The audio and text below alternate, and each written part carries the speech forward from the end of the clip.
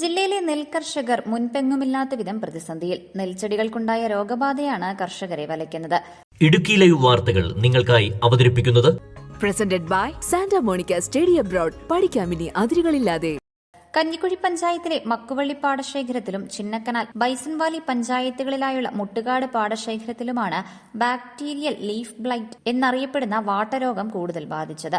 ജില്ലയിലെ മറ്റു ചില പാടശേഖരങ്ങളിലും രോഗബാധയുണ്ട്. വിളവെടുപ്പിന് മുൻപാണ് രോഗം ബാധിച്ചത്. ഈ രോഗത്തിന് കോപ്പർ ഓക്സിക്ലോറൈഡ് ചേർന്ന ആന്റിബയോട്ടിക് മരുന്നുകൾ തളിക്കുന്നത് ഉചിതമാണ്. എന്നാൽ ചെടികളിൽ കതിരിട്ട ശേഷമുള്ള മരുന്ന് പ്രയോഗം കൊണ്ട് കാര്യമായ പ്രയോജനമില്ല. അതുകൊണ്ട് തന്നെ നെൽകർഷകർക്ക് ലക്ഷങ്ങളുടെ നഷ്ടമാണുണ്ടായത്. മക്കുവള്ളിയിൽ 15 ഏക്കറോളം സ്ഥലത്തെ കൃഷിയാണ് നശിച്ചതെങ്കിൽ മുട്ടുകാട് പാടശേഖരത്തിലെ 100 ഏക്കറോളം സ്ഥലത്തെ കൃഷി നശിച്ചു. കാലാവസ്ഥയിലുണ്ടായ മാറ്റങ്ങളും വളപ്രയോഗം സമയബന്ധിതമായി പൂർത്തിയാക്കാത്തതും രോഗവ്യാപനത്തിന് കാരണമായി.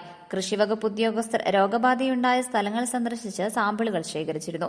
ഇത് കാർഷിക സർവകലാശാലയിലേക്ക് അയച്ചിട്ടുണ്ട്. കൃഷിനാശമുണ്ടായ കർഷകർക്ക് പ്രകൃതിക്ഷോഭം മൂലമുള്ള കൃഷിനാശത്തിൽ ഉൾപ്പെടുത്തി നഷ്ടപരിഹാരം നൽകിയേക്കും. സംസ്ഥാന വിള ഇൻഷുറൻസ് പദ്ധതിയിൽ അംഗങ്ങളായ കർഷകർക്ക് ഇൻഷുറൻസ് പരിരക്ഷ അനുസരിച്ചുള്ള തുക നഷ്ടപരിഹാരമായി ലഭിക്കും. ന്യൂസ് ഡെസ്ക് ഇടുക്കി ലൈവ് വാർത്തകൾ നിങ്ങൾക്കായി അവതരിപ്പിച്ചത് presented by Santa Monica study abroad. പഠിക്കാമിനി അതിരുകളില്ലാതെ.